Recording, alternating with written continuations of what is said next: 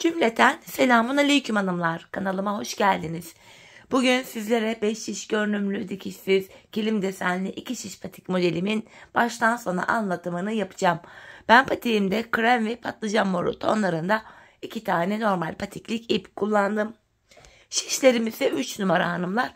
Kısa 2 şiş ile yaptım 20 santim boyunda. Hemen patiğimi göstereceğim. İşte modelimiz bu şekilde.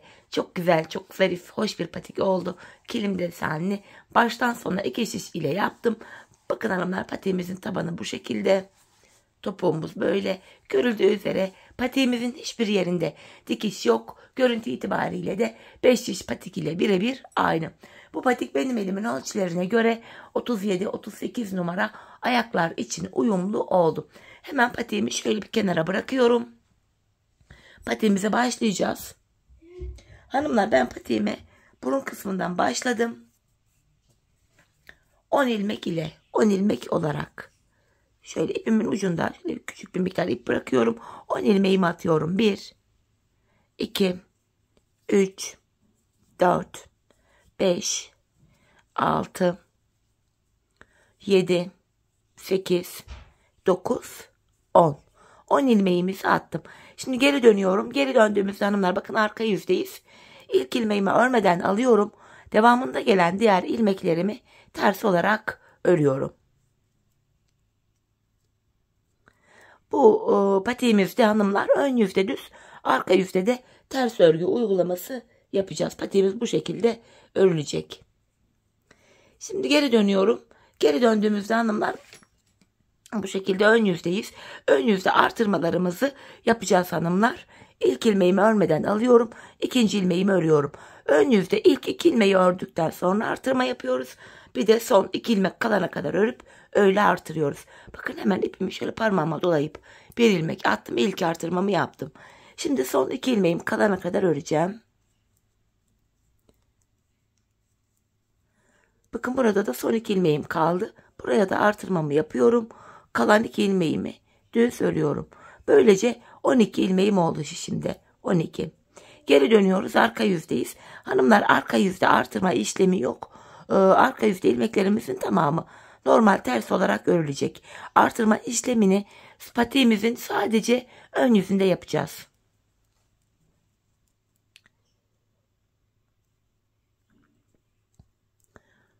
Geri dönüyorum. Tekrar ön yüzdeyim. Tekrar artırmalarımızı ön yüze devam edeceğiz hanımlar. Bakın ilk ilmeğimi örmeden aldım. İkinciyi örüyorum. Hemen buraya artırmamı yaptım. Kenarda 3 ilmeğim oldu. 2 ilmekten sonra artırma yapıyoruz. Şimdi de son 2 ilmeğim kalana kadar öreceğim. Ardından sol kenarda da artırmamı yapacağım. Bakın sonda 2 ilmeğim kaldı. Hemen buraya da artırmamı yapıyorum. Kalan 2 ilmeğimi düz örüyorum. Hanımlar, bu şekilde şişimizde şimdi 14 ilmeğimiz oldu. Şimdi geri dönüyorum. Arka yüzdeyiz. Arka yüzde hanımlar artırma işlemi yok. İlmeklerimizin tamamını ters örüyoruz.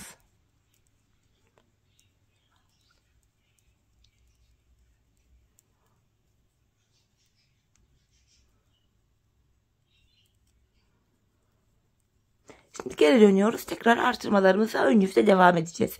İlk ilmeğimi örmeden aldım. İkinciyi örüyorum. Hemen ikinci ilmekten sonra artırmamı yaptım. Son 2 ilmeğim kalana kadar öreceğim hanımlar.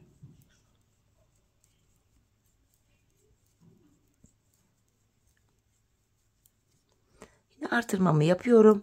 Kalan 2 ilmeğimi düz ördüm. Böylece hanımlar şişimizde 16 ilmeğimiz oldu. Arka yüzdeyiz. Arka yüzde ilmeklerimizi ters öreceğiz. Ön yüzde kilim deseni modelimize de başlayacağız. Şablonda çıkarttım. Çünkü bu tarz modellerde iftik oluyor. Hani şablon isteniyor. Normalde şablonla çalışan biri değilim ama sizler için şablonu da çıkarttım. Bu şekilde arka yüzde ilmeklerimi ördüm. 16 ilmeğimiz vardı.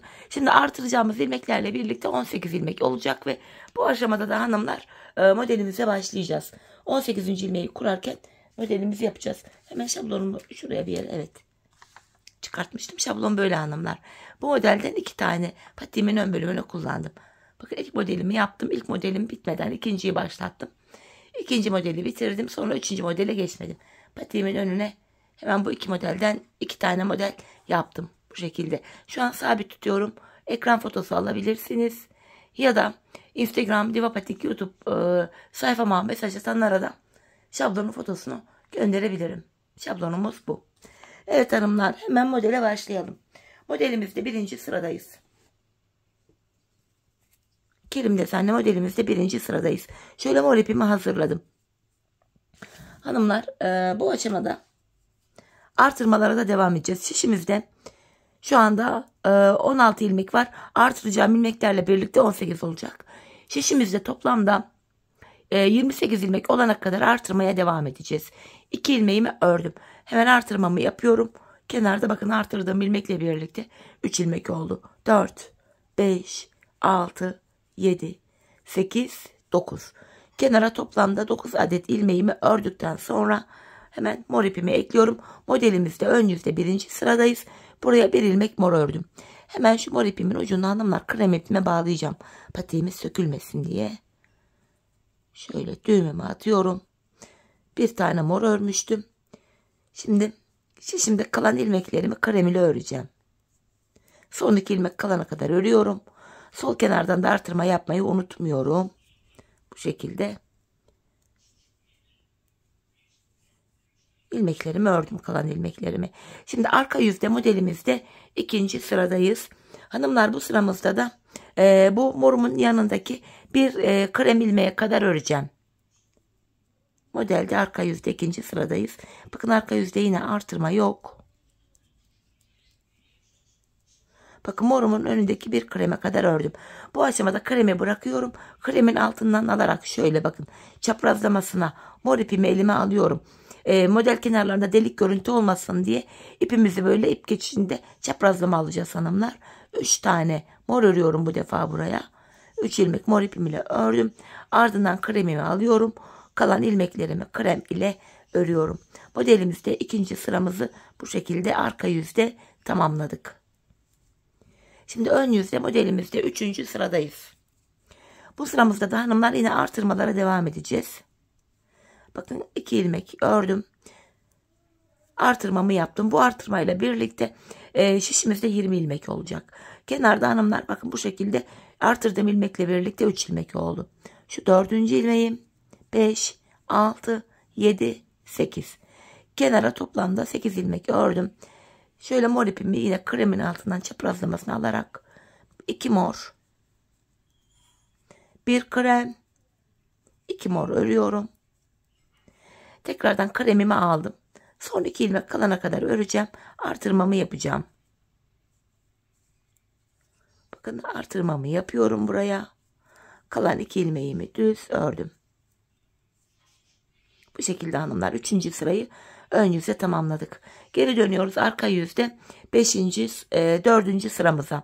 4. sıramızda hanımlar yine bakın artırma işlemi yok. Bu morumun önündeki bir kreme kadar öreceğim. Bakın morumun önünde bir krem ilmeğim. Buraya kadar ördüm. Mor ipimi elime şöyle çaprazlamasına alıyorum. Buraya 2 mor. Tam ortaya 3 tane krem. Şu 1, 2, 3 ve yanına 2 ilmek daha mor örüyorum. Şişimde kalan ilmeklerimi krem ipimle ters olarak örüyorum. Böylece modelimizde 4. sıramızı tamamlamış olduk hanımlar. Ön yüzde modelde şimdi de 5. sıradayız. Yine artırmalara devam edeceğiz. İlk ilmeğimi örmeden aldım. İkinciyi örüyorum. Hemen ardından buraya bir adet ilmeğimi attım. Artırmamı yaptım. Burada 3 ilmeğim oldu. Sayalım. Şu 4. ilmeğim 5, 6, 7. 7 ilmek ördüm. Ardından şöyle çaprazlamasına mor ipimi elime alıyorum. 2 tane mor örüyorum. 2 mor. Ardından 2 tane krem. Tam ortaya bir tane daha mor. 2 krem. Ve hemen yanına 2 ilmek daha mor örüyorum. Şimdi son 2 ilmeğim kalana kadar yine öreceğim. Bakın son 2 ilmeğim kaldı. Hemen artırmamı yapıyorum. Kalan 2 ilmeğimi de düz örüyorum. Böylece hanımlar ön yüzde 5. sıramızı tamamladık. Şimdi geri dönüyoruz. Arka yüzde modelimizde 6. sıradayız. Bu sıramızda da yine mor ilmeğimin önündeki bir kreme kadar öreceğim.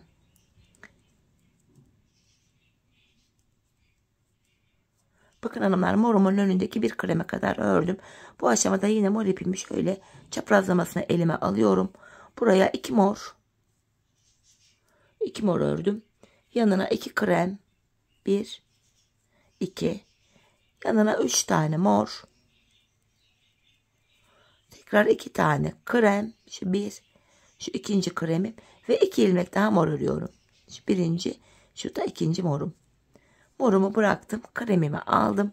Şimdi kalan ilmeklerimi krem ipim ile ters olarak örüyorum. Modelimizde böylece 6. sıramızı arka yüzde tamamladık. Modelimizde ön yüzde 7. sıradayız hanımlar. Model toplam 16 sıradan oluşuyor. 7. sırasındayız şimdi. Bu aşamada yine kenar ilmeğimi örmeden aldım. İkinci ilmeğimi örüyorum. Artırmamı yapıyorum. Ardından bir ilmek daha ördüm. Bakın artırmadan sonra bir daha ördüm. 4 oldu. 5, 6. Kenara 6 ilmek ördükten sonra şöyle çaprazlamasına yine mor ipimi aldım. 4 ilmek mor örüyorum. 1, 2, 3, 4. Yanına 2 tane krem. Bu tam ortaya bir tane mor. Tekrar 2 tane krem.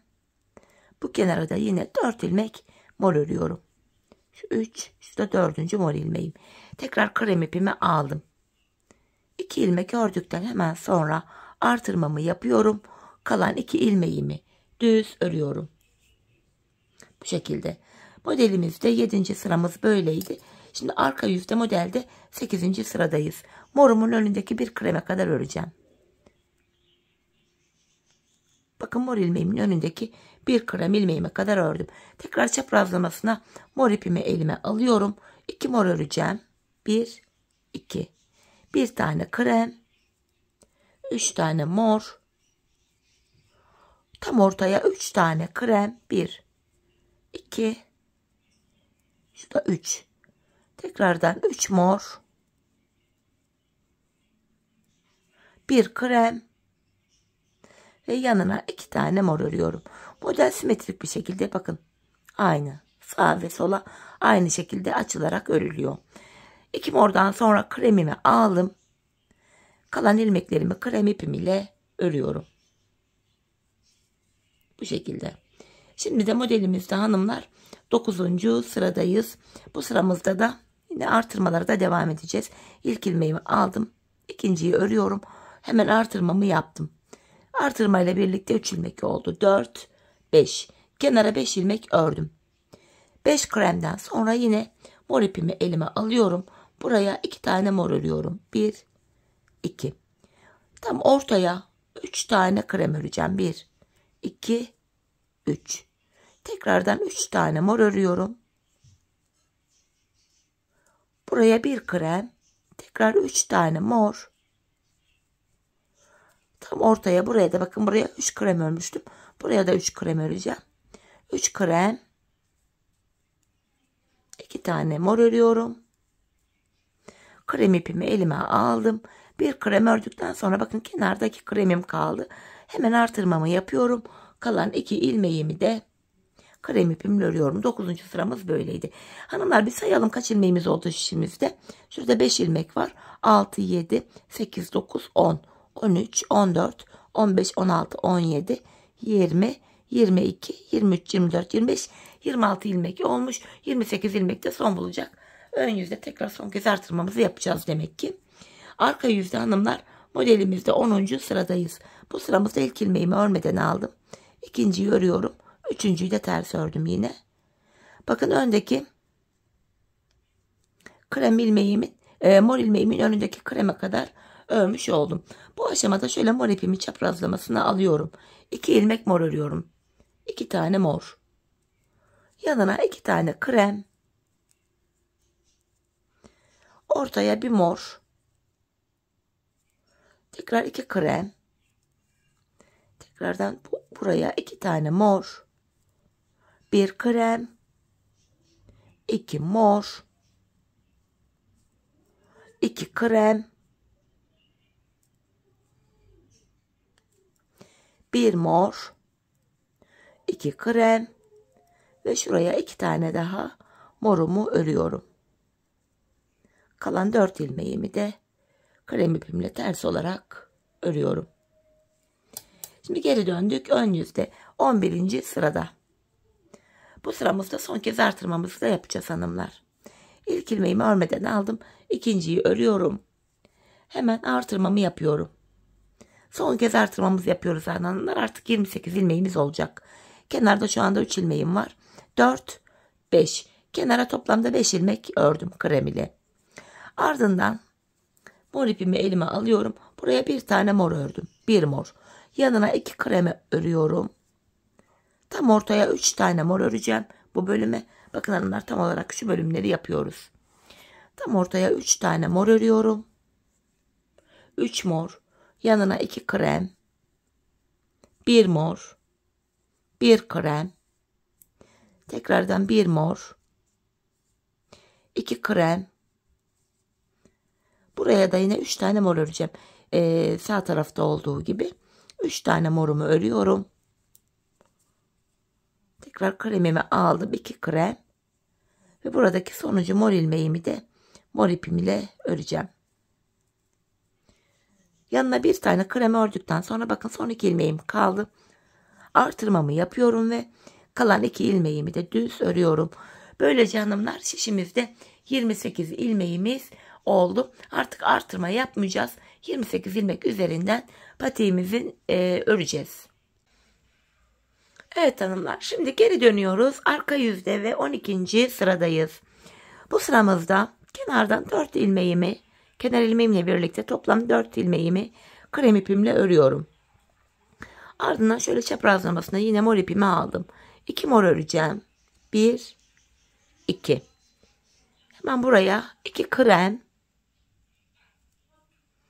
Tam ortaya bir tane mor. Yanına 2 tane daha krem. Buraya 2 tane mor örüyorum. Ortadaki bir kremimi yine krem ile ördüm. Tekrardan hemen buraya 2 mor. 2 krem. Ortaya bir tane mor. 2 tane krem. 2 tane mor örüyorum. Şöyle şu ikinci moru. Ve kalan 5 ilmeğimi krem ipim ile örüyorum. Arka yüzde 12. sıramızı da bu şekilde tamamladık. Şimdi geri dönüyorum. Ön yüzde 13. sıradayız.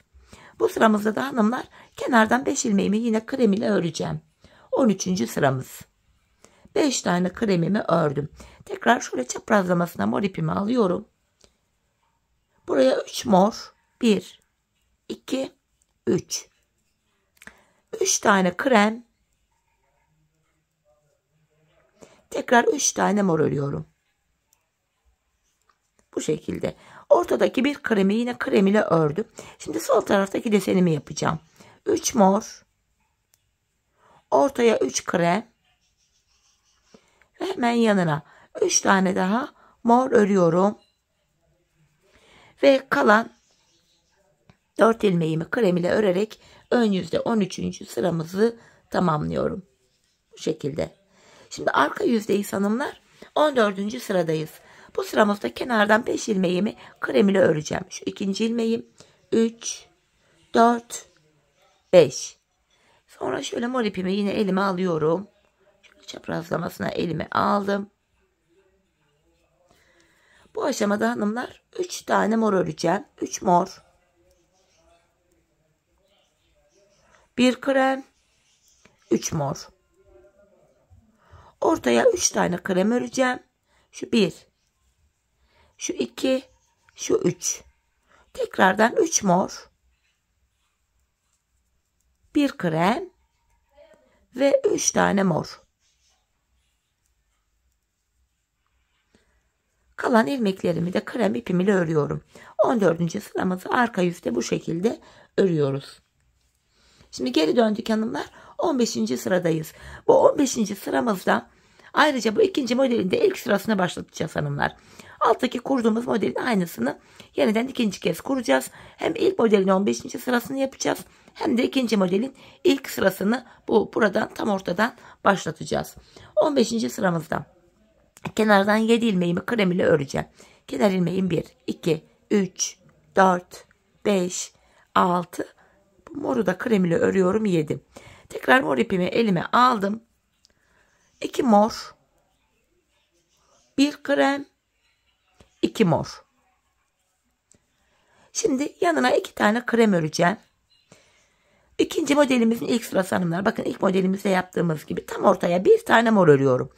İkinci modelimizin de ilk sırasını burada yapmış olduk. Bir mordan sonra hemen yanına 2 krem örüyorum. İlk modelimizin de 15. sırası 2 mor, 1 krem, 2 mor. Şimdi kalan 6 ilmeğimi de krem ipimle örüyorum. İkinci modelimizin ilk sırası, ilk modelimizin de 15. sırası bu şekildeydi. Şimdi geri dönüyorum. Arka yüzde ilk modelimizin 16. ve sonuncu sırasını yapacağız. İkinci modelimizin de ikinci sırasını. Bu sıramızda kenarda 7 ilmeğimi krem ile öreceğim. Bakın şu 3 ilmek oldu. 4, 5, 6, 7. 7 ilmek ördüm. Tekrar mor ipimi elime alıyorum. 1 mor, 1 krem, 1 mor. Bu şekilde hanımlar 16. sırasını ilk modelimizin yaptık. Şimdi 2 tane krem örüyorum. Tam ortada bir tane mor vardı. İkinci modelimizin de arka yüzde ikinci sırası. Buraya da 3 tane mor örüyorum. Tekrar kremimi aldım. Yanına 2 krem. Tekrardan buraya 1 mor. 1 krem, 1 mor. Kalan ilmeklerimi de krem ipim ile ters olarak örüyorum. Hanımlar ilk modelimizi bitirdik. Şimdi sadece ikinci modelimizi yapacağız. Bakın ilk modelimiz burada bu şekilde tamamlandı. Sırada ikinci modelimizin devamını yapacağız. Şimdi hanımlar ikinci modelimizin 3. sırasını yapacağız. Artık ilk modelimizi yapmayacağız. Bu sıramızda burada 3 tane ortada mor ilmeğim vardı. Hemen önündeki bir kreme kadar olan ilmeklerimi krem ipimle örüyorum. Bu şekilde. Bakın 3 tane mor ilmeğimin önündeki bir kreme kadar ördüm. Bu aşamada şöyle mor ipimi elime alıyorum. 2 mor, 1 krem, 2 mor.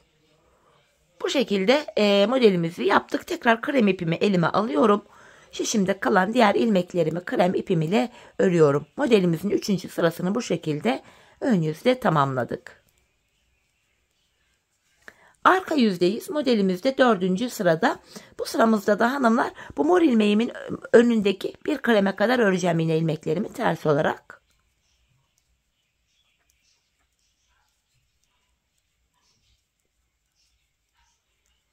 Bakın şu mor ipimi kremin altından alarak çaprazlamasına aldım yine elime. Buraya 2 mor. Ortaya 3 tane krem. Hemen yanına 2 tane daha mor örüyorum. İlk modeli nasıl yaptıysak ikinciyi de aynı şekilde kuruyoruz hanımlar. 2 mordan sonra kalan ilmeklerimi krem ipim ile ters olarak örüyorum. Şimdi ön yüzde modelimizde 5. sıradayız. Bu sıramızda yine mor ilmeğimin önündeki bir kreme kadar öreceğim. Krem ipim ile 5. sıramız bu şekilde başlıyor. Bakın morumun önündeki bir kreme kadar ördüm. Çaprazlamasına şöyle mor ipimi elime alıyorum. 2 mor. Hemen yanına 2 krem. Tam ortaya 1 mor. 2 krem. Ve hemen yanına 2 tane daha morumu ördüm. Kalan ilmeklerimi krem ipimle düz olarak örüyorum. Bu şekilde. Tam olarak bu bölümü yapıyoruz hanımlar. Arka yüzde modelimizde 6. sıradayız. Bu sıramızda yine mor ilmeğimin önündeki bir kreme kadar öreceğim hanımlar. Morumun önündeki bir kreme kadar öreceğim. Modelimizde arka yüzde 6. sıradayız. Bakın morumun önündeki bir kreme kadar ördüm. Şöyle çaprazlamasına mor ipimi elime aldım. Buraya 2 mor, yanına 2 krem, ortaya 3 tane mor, tekrar yanına 2 tane krem ve 2 tane daha mor örüyorum.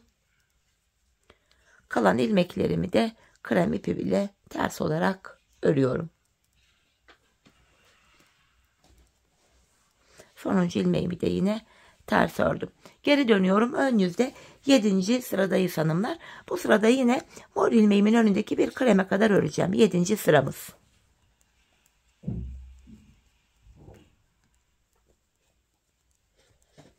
Bakın morumun önündeki bir kreme kadar ördüm. Çaprazlamasına şöyle mor ipimi elime alıyorum. Buraya 4 tane mor öreceğim şimdi. 1, 2, 3, 4. 4 mordan sonra 2 krem, ortaya 1 mor, yanına 2 tane daha krem ördüm. Tekrar mor ipimi alıyorum. 4 ilmek daha mor örüyorum. 3, şu da 4. mor ilmeğim. Kalan ilmeklerimi de krem ipim ile düz olarak örüyorum. Modelimizde 7. sıramızda böyleydi. Şimdi geri dönüyoruz hanımlar. Arka yüzde ve modelimizde 8. sıradayız. Yine morumun önündeki bir kreme kadar öreceğim hanımlar. Sonrasında mor ipimi tekrar şöyle çaprazlamasına alıyorum. 2 mor, 1 krem ve yanına 3 tane daha mor örüyorum. 1, 2, 3. Tam ortaya 3 tane krem öreceğim. Tekrardan 3 mor, 1 krem, 2 tane mor. Arka yüzde 8. sıramızda böyleydi. Kalan ilmeklerimi de krem ipim ile örüyorum. Şimdi geri döndük. Ön yüzdeyiz hanımlar. 9. sıradayız. Bu sıramızda yine morumun önündeki bir kreme kadar öreceğim.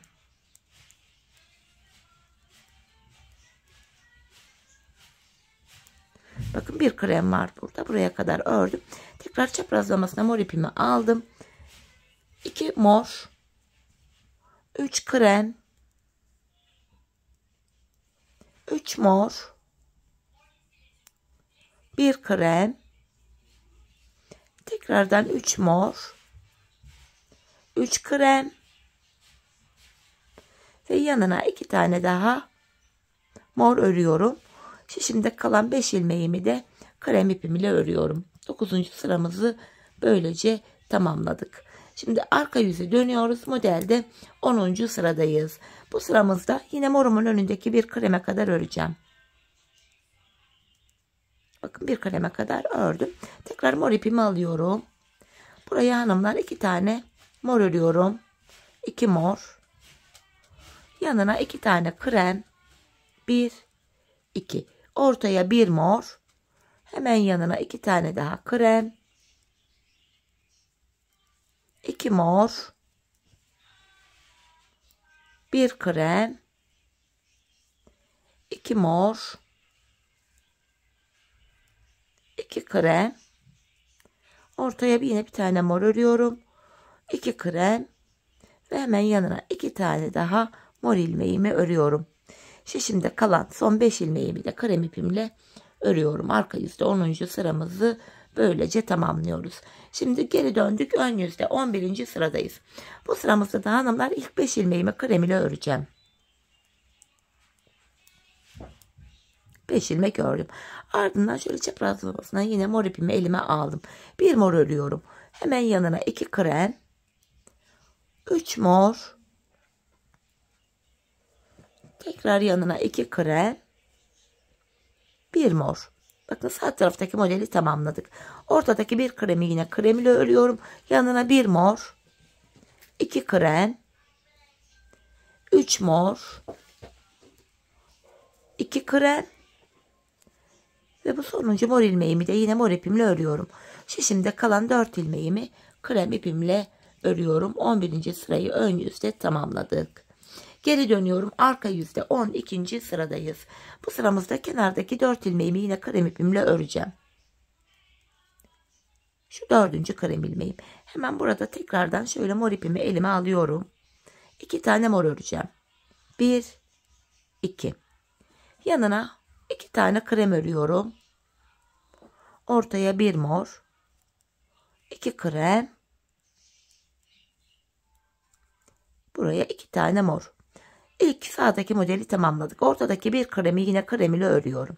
Bir sol taraftaki modeli de aynı yapacağız. 2 mor. 2 krem. 1 mor. 2 krem.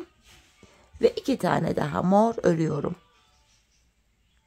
Kalan 5 ilmeğimi de krem ipimle bu şekilde örüyorum.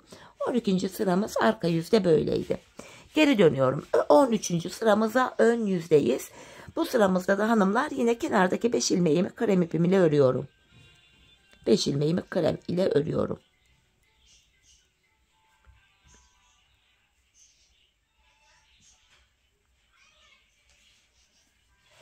Ardından şöyle mor ipimi elime aldım. 5 kremden sonra 3 mor.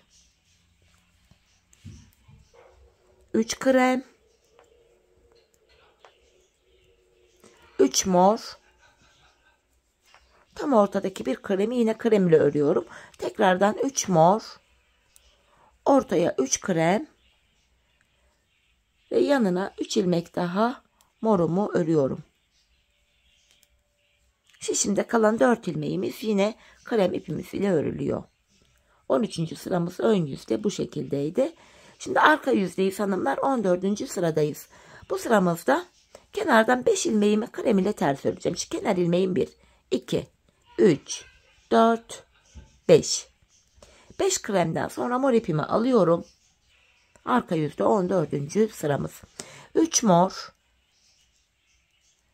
1 krem. 3 mor. Arada bu defa 3 tane kremimiz var. Şu 1, şu 2, şu da 3. Şimdi sol taraftaki modelimi de aynı şekilde yapacağım. 3 mor. 1 krem. 3 mor. Krem ipimi alıyorum. 3 mordan sonra şişimde kalan ilmeklerimin hepsini krem ipim ile örüyorum. Geri döndük. Ön yüzde modelde 15. sıradayız. İlk modelimizi yaparken 15. sırada hanımlar bir diğer modelin başlangıcını yapmıştık. Artık 2 modelden sonra 3. modeli yapmayacağımız için ortaya bu defa başlangıç yapmayacağız. Sadece 2. modelimizi yapmaya devam edeceğiz. 15. sıra. Bu sıramızda da hanımlar kenardan 7 ilmeğimi krem ile öreceğim. 15. sıra ön yüzde. 7 ilmek krem ile örüyorum. Şu ikinci ilmeğim 3, 4, 5, 6, 7. Mor ipimi aldım. 2 mor. 1 krem. 2 mor. Tekrar şu krem ipimi elime alıyorum. Ortaya 5 tane krem öreceğim şimdi. 1, 2, 3, 4, 5. Diğer taraftaki modelimi yapacağım şimdi. 2 mor. 1 krem. 2 mor. Kalan ilmeklerimin tamamını krem ipimle örüyorum. 15. sıramızı böylece tamamladık. Şimdi arka yüzde 16. ve sonuncu sıramızdayız hanımlar. Bu sıramızda sayarak gidelim dilerseniz. İlk ilmeğimi örmeden aldım. İkinci ilmeğim 3, 4, 5, 6. Bu moru da örüyorum 7. 7 ilmek krem ile ördüm. Sonra mor ipimi alıyorum. 1 mor. 1 krem. 1 mor örüyorum. Tekrar krem ipimi elime aldım. Ortaya 7 tane krem öreceğim bu defa. 1, 2, 3, 4, 5, 6, 7.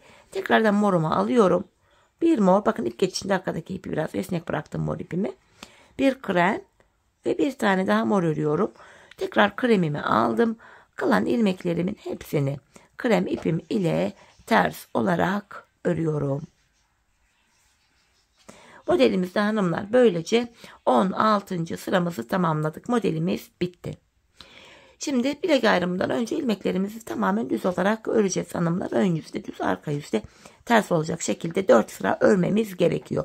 Şu ilk sıramız, bakın mor ilmeğime kadar ördüm. Artık mor ipimi de kesiyorum hanımlar. Artık videonun devamında mor ipimi kullanmayacağım. Şöyle morumu kestim. İpimin ucunu kremime bağlıyorum. İlmeklerin tamamını bu şekilde krem ile örüyoruz. Hanımlar, bu şekilde 4 sıra örmemiz gerekiyor. Yani sıra sonuna kadar ilmekleri düz örelim. Arka yüzde ters örelim. Ardından tekrar ön yüzde düz, arka yüzde ters. Bu şekilde 4 sıra örelim gelelim. Ardından birlikte bilek ayrımını yapalım. Evet hanımlar, ön yüzde düz, arka yüzde ters olacak şekilde toplamda 4 sırada ilmeklerimi ördüm geldim. Patiğimin ön bölümünü bu şekilde tamamlamış oldum. Şimdi bilek ayrımını yapacağım. Şişimizde 28 ilmeğimiz vardı. İlmeklerimi iki kenara eşit olarak paylaştıracağım. İki kenarda 14'er ilmek olacak hanımlar. Şöyle. Önce patiğimizin bu sağ kenarını, sonra da sol kenarını yapacağız. Öncelikle ilk 14 ilmeğimi örüyorum. Kenar ilmeğim 1, 2, 3, 4, 5, 6, 7, 8, 9, 10, 11, 12, 13, 14. ilmeğimi örerken hanımlar şu öndeki iki ilmeği alıyorum. Bir ikisini yer değiştirerek öyle örüyorum. Bakın, yer değişikliği yaptım, ilk ilmeğimi ördüm. İlk 14 ilmeğimi bu şekilde ördüm. Sol tarafta da sayalım, 4, 8, 12, 14 ilmeğimiz kaldı. Bilek ayrımı yaparken ilmekleri yer değiştirdik. Sebebi şu, burası daha sıkı ve sağlam oluyor. Şimdi patiğimizin kenarlarına geçtik hanımlar bu bölüme. Patiğimizin şu kenarlarına ben 7'şer ilmek haroşa ördüm. Örgümüzün hem ön hem arka yüzünde düz örgü örünce haroşa oluyor.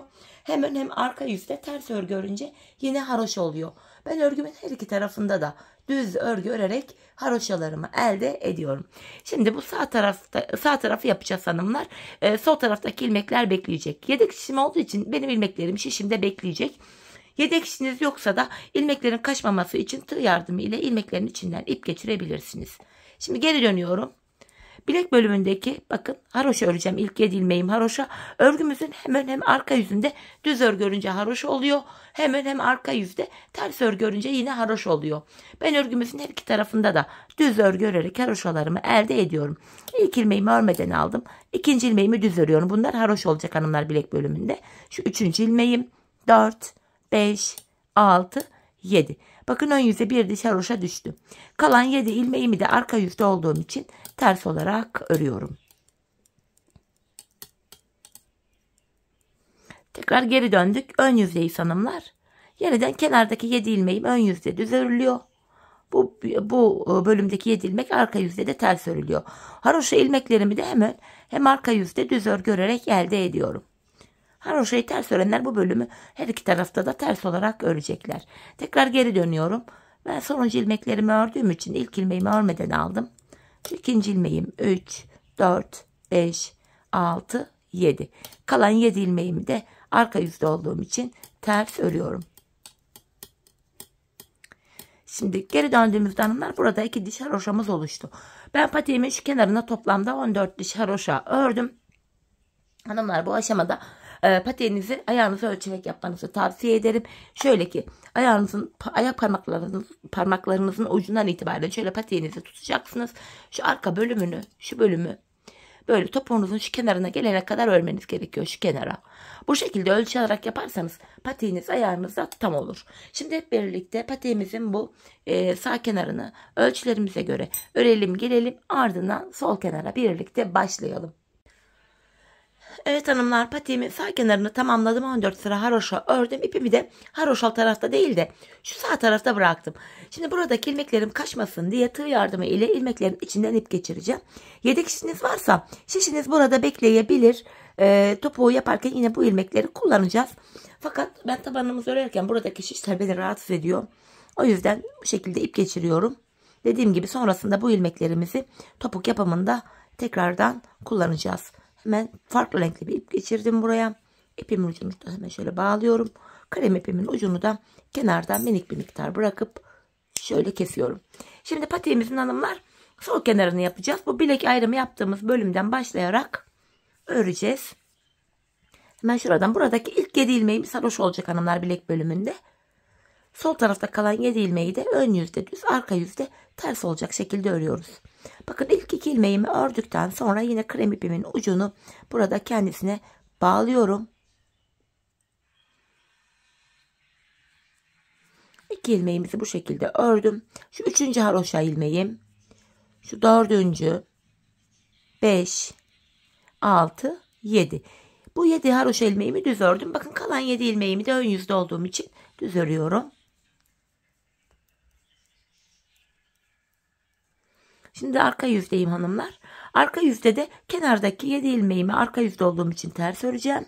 Şu 3 oldu. 4, 5, 6, 7. Bilek bölümüne gelen son 7 ilmeğimi de haroşa olduğu için düz öreceğim. Sağ kenarı nasıl yaptıysak sol kenarı da aynı şekilde yapıyoruz. Şöyle. Geri döndüğümüz anda hanımlar burada da bir diş haroşamız oluştu. Ben sağ kenara 14 diş haroşa yapmıştım. Sol kenara da aynı şekilde 14 diş haroşamı yapacağım.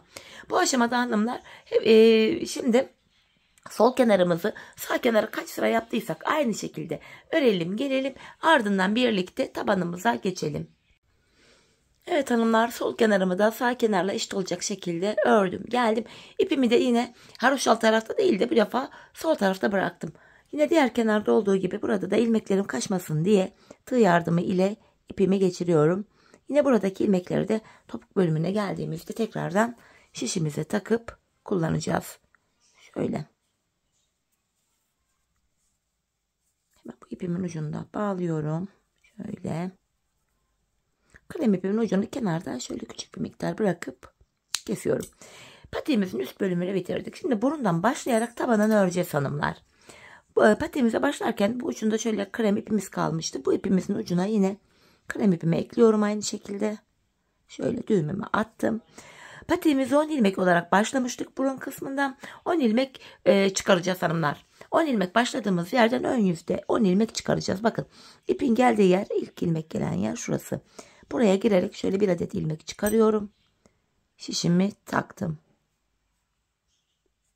Şöyle sırasıyla başlangıç yerlerine girerek ilmek çıkarıyoruz. 2 ilmeğim oldu. Hanımlar bakın başlangıç yerine ilmeğin kanadına birden giriyorum. O şekilde ilmeğimi çıkarıyorum. Bu burun kısmı daha sağlam oluyor bu şekilde. Burada 3 ilmeğimiz oldu. Şu 4. ilmeğim. 5, 6, 7, 8, 9 ve şurada son kenar ilmek yerine de giriyorum. 10. 10 ilmeğim oldu hanımlar. 10 ilmek başladığım yerden 10 ilmek çıkarttım. Şimdi geri dönüyorum. Arka yüzdeyiz. Patiğimizin taban bölümünde de yine ön yüzde düz, arka yüzde ters öreceğiz ilmeklerimizi. İlk ilmeğimi örmeden alıyorum. Şu 2. ilmeğim. Şu 3, 4, 10 ilmeğimin tamamını sıra sonuna kadar ters olarak örüyorum. Sonuncu ilmeğimi de yine ters ördüm. Geri döndük, ön yüzdeyiz. Bu aşamada hanımlar artık patiğimizin tabanı üst bölüme hem eklenecek hem de ilmek sayılarımız artacak. Bunu da şöyle yapacağız. Şöyle baktığımız anda şu kenarlarda V şeklinde, bakın buralarda kenar ilmek yerlerimiz var. Bakın görünüyor şurada, şurada. Bu şekilde bakın sırasıyla yerleri belli görünüyor. Bu ilk kenar ilmek yerine giriyorum. Bakın ilmeğin iki kanadına birden girdim. Buradan bir adet ilmek çıkarıyorum. Bu ilmek çıkartma işlemini hanımlar ön yüzde yapıyoruz. İlk ilmeğimizi ön yüzde sağ kenardan, ikinciyi de sol kenardan yapacağız. Sağ kenardan ilk ilmeğimi çıkarttım. Şimdi 10 ilmeğim vardı. 10 ilmeğimi örüyorum. Bir ilmek de buradan çıkarttık. 11 ilmeğimiz oldu. Sonuncu ilmeğimi de yine ördüm. Şimdi de sol kenardan bakın. Kenar ilmek yerim burada. Buradaki şöyle ilk kenar ilmek yerine giriyorum. İlmeğin iki kanadına birden bir adet ilmek çıkarttım. Şimdi de 12 ilmeğimiz oldu. Geri dönüyorum, arka yüzdeyim. Arka yüzde ilmek çıkartma işlemi yok. İlk ilmeğimi örmeden alıyorum. Diğer ilmeklerimi sırası ile ters olarak örüyorum. Bu şekilde. Sonuncu ilmeğimi de yine ters ördüm. Şimdi geri dönüyorum tekrar. Ön yüzdeyim hanımlar. Yeniden aynı kenar ilmek yerine iki kez girmiyoruz ya da bir tane kenar ilmek yere atlayıp bir sonrakine girmiyoruz. Sırasıyla bakın. Bir sonraki kenar ilmek yerim burada. Yine ilmeğin iki kanadına birden girerek ilmek çıkarttım. Şimdi 12 ilmeğim vardı. Bir ilmek de bu sağ kenardan çıkarttım. 13 ilmeğim oldu. Şimdi diğer ilmeklerimi sıra sonuna kadar öreceğim. Ardından sol kenardan da bir adet ilmek çıkaracağım. Bakın sonuncu ilmeğimi de ördüm. Sol kenardan da sıradaki kenar ilmek yerine girerek Şuraya girerek bir ilmek çıkarıyorum. Böylece 14 ilmeğimiz oldu. Geri dönüyorum, arka yüzdeyim. Yine ilk ilmeğimi örmeden aldım. Arka yüzde ilmeklerimin tamamını ters olarak örüyorum. Bu şekilde. Sonuncu ilmeğimi de yine ters ördüm. Şimdi geri döndüm, yeniden ön yüzdeyiz. Tekrardan sıradaki kenar ilmek yerim burada. Bu ilmeğin iki kanadına birden girerek ilmek çıkarttım. 14 ilmeğim vardı. Bir ilmek de buradan çıkarttım. 15 oldu. Şimdi diğer ilmeklerimi ön yüzde düz olarak örüyorum.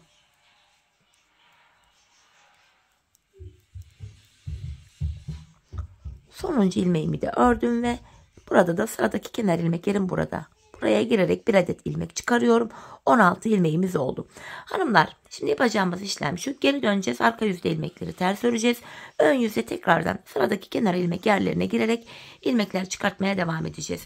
Biz bu işleme şişimizde 28 ilmeğimiz olana kadar devam edeceğiz. Çünkü üst bölümü de 28 ilmek olarak yapmıştık. Üst bölüm ile tavanın ilmek sayısı eşit olmalı. Şimdi şişimizde 28 ilmeğimiz olana kadar patiğimizin burun kısmını sizlere gösterdiğim gibi örelim gelelim. Evet hanımlar, şişimde 28 ilmeğim olana kadar burun kısmını bu şekilde ördüm geldim. Tamamen 5 şiş burnu ile aynı. Şöyle hanımlar, burun kısmımız bu şekilde. 28 ilmeğim var şu anda. İlk ilmeğimi sağdan, 27. ilmeğimi sağdan, 28. ve sonuncu ilmeğimi de sol taraftan çıkarttım. Artık 28 ilmek olarak patiğimizin tabanı örülecek, ilmek artışı olmayacak. Bu aşamada yapacağımız işlem şöyle: yine geri döndüm, arka yüzdeyim. İlk ilmeğimi örmeden alıyorum. Arka yüzde olduğum için ilmeklerimi ters olarak örüyorum.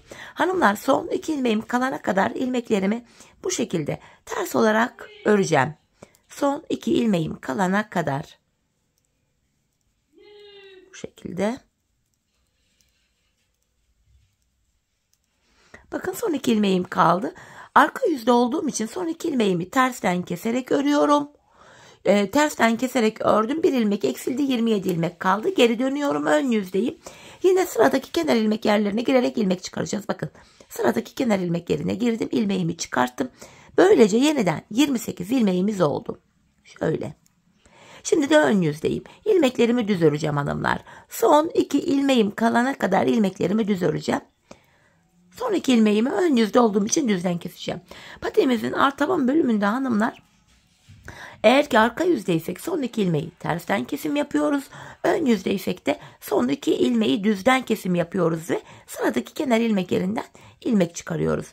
Bakın, son 2 ilmeğim kaldı. Ön yüzde olduğum için son 2 ilmeğimi şöyle düzden keserek ördüm. 27 ilmeğim kaldı ve sıradaki kenar ilmek yerine girerek bir ilmek daha çıkartıyorum.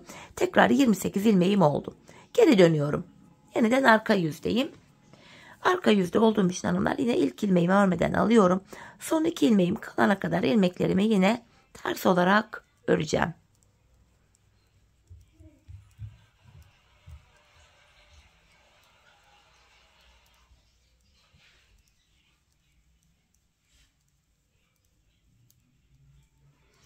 Bakın, son 2 ilmeğim kaldı. Arka yüzde olduğum için son 2 ilmeğimi tersten kestim.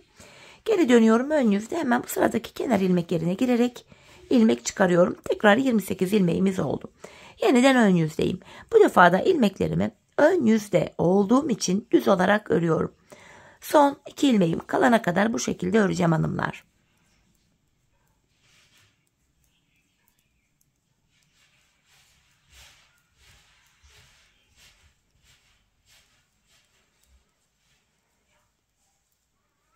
Bakın, son 2 ilmeğim kaldı. İkisini keserek örüyorum. Ön yüzde olduğum için düzden keserek ördüm ve sıradaki kenar ilmek yerine girerek yeniden ilmek çıkarttım. Tekrar 28 ilmeğimiz oldu. Patiğimizin tabanı 28 ilmek olarak bu şekilde örülüyor. Biz bu işleme hanımlar son kenar ilmek yerlerine kadar, bakın buraya ve buraya gelene kadar devam edeceğiz. Patiğimizin tabanını 28 ilmek olarak öreceğiz. Şimdi hep birlikte son kenar ilmek yerlerine kadar patiğimizin tabanını sizlere tarif ettiğim gibi örelim gelelim. Evet hanımlar, patiğimin tabanını son kenar ilmek yerlerine kadar 28 ilmek üzerinden ördüm. İlk ilmeğimizi sağdan, ikinciyi de burada soldan çıkartmıştık. En son bu sol tarafta kaldık. Şimdi bu sarı ipimize takılı olan ilmeklerimizi şöyle açacağız. Bu ilmeklerimi şişime takacağım hanımlar. Çünkü topuk bölümüne geldik. İlmekleri kullanmamız gerekiyor. Bu içindeki sarı ipi çekip öyle de takabilirdim fakat ilmeklerim kaçmasın diye böyle bir garanti altına almış oluyorum. Bakın ilmeklerimi taktım, ipimi çekiyorum. Hemen ardından bu krem ipimin ucunu kendine şöyle bağlıyorum. Patiğimiz sökülmesin. Bu aşamada hanımlar buradaki 14 ilmeğimizde yine örmeye devam edeceğiz. Ön yüzdeyim. Buradaki şu ilmeklerimi yine düz olarak örüyorum. Şurada yarım ilmeğim varmış. İpimin ucunda gizleyerek götürüyorum. Hanımlar bu kenardaki 7 ilmek haroşamız var. Bu haroşa ilmeklerimiz yine haroşa olarak örülecek. Geri dönüyorum. Şimdi de arka yüzdeyim. Arka yüzde kenar ilmeğimle birlikte toplam 7 ilmek haroşamı düz olarak öreceğim. Şu 7. haroşa ilmeğim. Diğer ilmeklerimi de bakın arka yüzdeyim. Ters olarak sıra sonuna kadar öreceğim. Ardından diğer tarafta ipe takılı olan 14 ilmeğimizi de şişimize aktaracağız. O ilmeklerimizi de öreceğiz. Böylece ilmeklerimizin tamamı tek şişte toplanmış olacak. Tabanımızda 28 ilmek vardı. Sağ ve sol kenarlarda da 14'er ilmeğimiz vardı. İlmeklerin hepsi tek şişte toplanınca 56 ilmeğimiz olacak. Şekilde ilmeklerimi ters örmeye devam ediyorum. Bir detay falan olmadığı için, buralarda model olmadığı için hızlıca ilmeklerimi ters olarak ördüm hanımlar. Geldik diğer tarafa. Hemen buradaki ipimizi de şöyle açıyorum. Bu ilmeklerimi de yine şişime takacağım tekrardan. Şöyle sırasıyla ilmeklerimi şişime takıyorum. Bir ilmeğim kaldı, onu da taktım. İpimi çekiyorum artık. Tekrardan düğüm arka tarafa denk gelsin. Şu krem ipimin kesmiş olduğumuz ucu yine ipime şöyle bağlayacağım. Düğüm arkada kalsın diye arka taraftan düğüm atıyorum. Şimdi buradaki ilmeklerimi de örmeye devam edeceğim hanımlar. Arka yüzdeyiz. Yine buradaki ilmeklerimi de arka yüzde olduğum için ters örüyorum. Sadece kenardaki son 7 haroşa ilmeğimi düz öreceğim. Bakın 7 ilmeğime geldim, haroşalarıma düz olarak örüyorum. Böylece ilmeklerin hepsi tek şişte ilmekler toplandım. Şimdi hanımlar topuk kesiminde bana kolaylık sağlasın diye sol tarafa ön yüzden baktığımızda sol tarafa 24 ilmek ayıracağım. 4, 8, 12, 16, 20, 24. Ayırdığımız yer belli olsun diye şuradaki şu sarı ipimi de alıyorum. Şöyle ilmekleri ayırdığımız yer belli olsun diye böyle bir tane ip taktım buraya. Şimdi topuğumuzu kesmeye başlayacağız. Topuk bölümünde hanımlar haroşalarımız yine haroşa olarak örülüyor. 7 haroşamı örüyorum. Şimdi ön yüzdeyim. İlmeklerimi düz olarak ve sayarak örmeye devam edeceğim. 7 haroşamı örmüştüm. 8, 9, 10, 11, 12, 13, 14, 15, 16, hatta şu ipimin ucunda gizleyerek götüreyim. 17, 18, 19, 20, 21, 22, 23. İlk 23 ilmeğimi ördüm. 24. ilmeğimi örerken öndeki 2 ilmeği alıyorum. İkisini birlikte keserek örüyorum. 23 ilmek ördüm. 24. de kesimimi yaptım. Zaten bu sol tarafa da 24 ilmek ayırmıştık. Burada da 24. de kesimi yaptık. Topuğumuz için orta kısma baktığım anda burada da 7 ilmek kaldı. Buradaki 7 ilmeğimiz her seferinde birer birer kesilerek eksilecek, bitecek ve böylece topuğumuz oluşacak. Şimdi yapacağımız işlem şu. Kesim yaptıktan sonra geri dönüyoruz. Arka yüzdeyim. İlk ilmeğimi örmeden aldım. Arka yüzde olduğum için diğer ilmeklerimi ters olarak örüyorum. Sadece kenardaki son 7 haroşa ilmeğimi düz olarak öreceğim. Bakın son 7 ilmeğime geldim. Haroşa olduğu için bunları düz olarak örüyorum. Geri döndüm hanımlar. Tekrardan ön yüzdeyim. Bir önceki sırada yaptığımız işlemin aynısını yapacağım. Yani İlk 23 ilmeğimi öreceğim. 24. ilmeği örerken kesimimi yapacağım.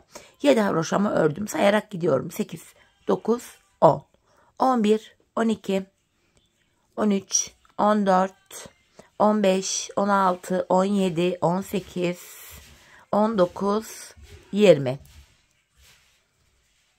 21, 22, 23 ilmeğimi ördüm. 24. de öndeki 2 ilmeği alıp İkisini keserek örüyorum. İkinci kesimimizi de yaptık. Bir önceki sırada bu arada 7 ilmek vardı. Kesimden sonra baktığımız anda 1 ilmek eksildi. 6 ilmek kaldı. Şimdi yapacağımız işlem şu: kesim yaptık, geri döneceğiz. Arka yüzde ilmekleri öreceğiz. Ön yüzde tekrardan 23 ilmek örüp 24. de kesim yapacağız. Biz bu işleme şu sarı işaret koyduğumuz yere kadar, yani şu arada kalan 6 ilmek bitene kadar devam edeceğiz. Şimdi hep birlikte bu 6 ilmek bitene kadar patiğimizin topuğunu sizlere gösterdiğim gibi örelim gelelim. Evet hanımlar, patiğimin topuğunu bu işaretlere kadar kestim geldim. Artık ipimi çekiyorum buradan. İlk başta bu sol tarafa 24 ilmek ayırmıştım. Kesimlerden sonra sağ şimdi de 24 ilmeğim kaldı. Bu aşamada patiğimin düz tarafı içeride, ters tarafı da dışarıda olacak şekilde ikiye katlıyorum. Tığ ile kolay kesim yaptığım için ben tığımı aldım elime. İlk kesimim şöyle: benden taraftaki şişten bir ilmek, ikinciden de bir ilmek alıyorum. İkisini birlikte keserek ördüm. Diğer kesimlerim şöyle: benden taraftaki şişten bir ilmek, ikinciden de bir ilmek alıyorum. İkinci ilmeği ilkinin içinden geçirip tığımdaki ilmekleri topluyorum. Benden taraftaki şişten bir ilmek, ikinciden de bir ilmek aldım. İkinci ilmeği ilkinin içinden geçirdim. Tığımdaki iki ilmeği topluyorum. Karşılıklı olarak şişlerimizden birer tane ilmek alıyoruz ve ikinci şişten aldığımız ilmeği ilk şişten aldığımız ilmeğin içinden geçirip bırakıyoruz. Tığımızdaki iki ilmeği topluyoruz. Kesme işlemi böyle yapılıyor. Kalan ilmeklerimizi de aynı şekilde keselim gelelim. Evet hanımlar, son ikişer ilmeğim kaldı şişlerimde. Bunları da yine alıyorum. İkinciyi ilkinin içinden geçirip topladım. Son birer ilmeğim kaldı. Önce benden taraftaki ilmeğimi, sonra ikinci şişindeki ilmeğimi alıyorum ve tığımda 3 ilmeğim oldu. Üçünü birden topluyorum. Buraya 2 tane sıkı bir zincir çekip ipimin ucunu kesiyorum. Hemen ipimizin ucunu şu arka bölüme gizleyelim. Sonra topuğumuza birlikte bakalım hanımlar. Şöyle sıkılayarak, düğümleyerek ipimin ucunu böyle gizliyorum. Hemen bakıyorum şöyle patiğimin topuğuna. İşte hanımlar, topuğumuz bu şekilde. Gördüğünüz gibi 5 şiş patik topuğundan hiçbir farkı yok. Patiğimizi böylece bitirdik. Hanımlar, hemen modelimi bir de makineye giydireyim sizlere. Öyle göstereyim. Ayaktaki duruşuna da birlikte bakalım. Kilim desenli çok güzel bir patik oldu. 5 şiş patikten görüntü itibariyle hiçbir farkı yok. Üstelik de hiç çıkış olmadığı için kullanımı da çok rahat. Hemen işte bakın, makineye da giydirdim. Şöyle modelimiz. Bakın duruşumuz. Diğer taraftan da yine duruşunu göstermek istiyorum patiğimizin. Şu taban kısmı, topuk kısmı yine bu şekilde. Gördüğünüz üzere çok şık, çok zarif oldu. Evet hanımlar, yine birlikte güzel bir modelin daha sonuna geldik. Umarım sizlere faydalı, hoş bir video olmuştur. Yeni modellerde, yeni videolarda buluşmak dileğiyle. Şimdilik hoşça kalın, sağlıcakla kalın.